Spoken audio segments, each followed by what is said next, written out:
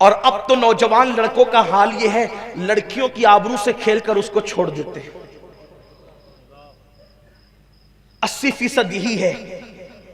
میں آپ کو ایک حدیث پیش کرنا چاہتا ہوں۔ فقی ابو اللیث سمرقندی لکھتے ہیں، کسی لڑکی کی زندگی سے کھیل کر کے اس کو چھوڑ دینے والوں، آؤ ذرا اس حدیث کو دل کے کانوں سے سنو۔ اگر کسی نے کسی چڑیا کی زندگی سے بھی کھیلا، چڑیا چھٹاک بھر کی بھی نہیں ہوتی، کسی نے کسی چڑیا کی زندگی سے کھیلا، وہ چڑیا مر گئی،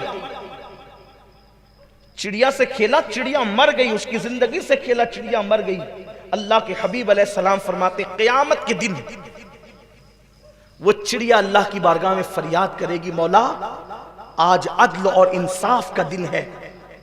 مجھے عدل چاہیے، انصاف چاہیے،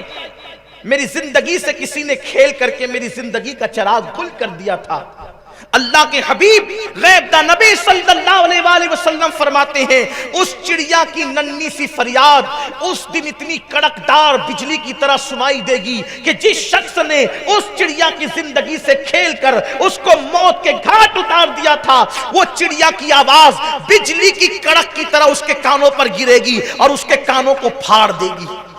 اس کی آواز میں اتنی کڑک ہوگی بجلی کی طرح کہ اس کے کان پھٹ جائیں گے، اور پھر میرا اللہ اس چڑیا کی فریاد کو سن کر کے، جو چڑیا کہے گی کہ میری جان سے کھیلا گیا، میری زندگی سے کھیلا گیا، میری زندگی کا چراغ گل کر دیا گیا، اللہ فرمائے گا آج مجھے اپنے عزت و جلال کی قسم، آج میں نے عدل کرنا ہے، میں عادل ہوں، اور آج کوئی کسی پہ ظلم نہیں کرے گا، مجھے اپنے عزت و جلال کی قسم، ہر مظلوم کو میں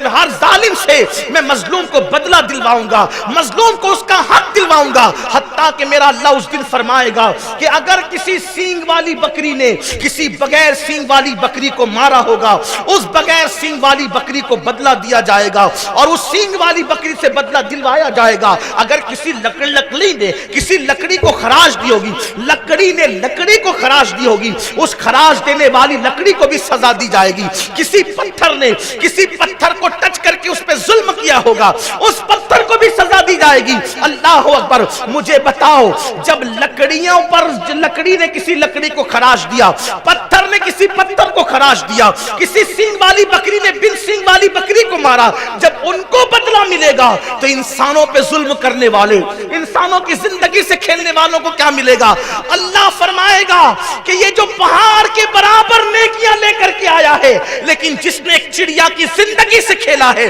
اس کی ساری نیکیوں کو رد کر دیا جائے اور اس کو منہ کے بل گھسیٹتے ہوئے جہنم میں لے کر جایا جائے۔ میں آپ سے پوچھنا چاہتا ہوں، ایک چھٹاک بھر سے زیادہ بھی چڑیا نہیں ہوتی، اس کی زندگی سے کوئی کھیلے تو اللہ عبادت کرنے والوں کی عبادت کو ضائع کر کے اس کو جہنم کے اندر ڈال دے گا۔ تو جو عورتوں کی زندگی سے اپنی نفسانی خواہشات کے لیے کھیلتے ہیں، اپنی شیطانی خواہشات کے لیے کھیلتے ہیں، اپنے جسم کی تسکین کے لیے لڑکیوں کی زندگی سے کھیلتے ہیں، کبھی ان کو زیور کا لالچ دے کر، کبھی ان کو پیسوں کا لالچ دے کر، کبھی ان کو شادی کا لالچ دے کر زندگی کی پوری حیات لوٹ لیتے ہیں اور اس کے بعد چھوڑ دیتے کوئی بہانہ بنا کر۔ یاد رکھو،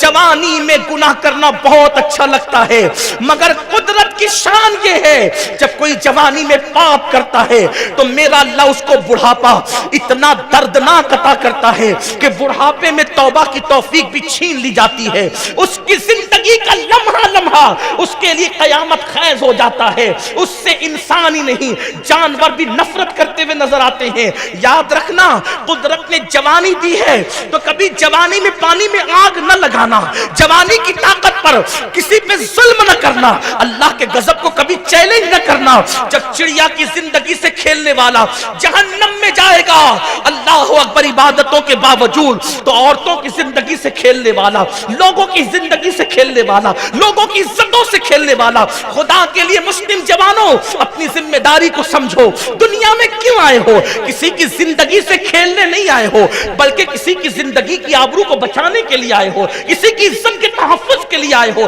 کسی کو سہارا دینے کے لیے آئے ہو، کسی کے محافظ بننے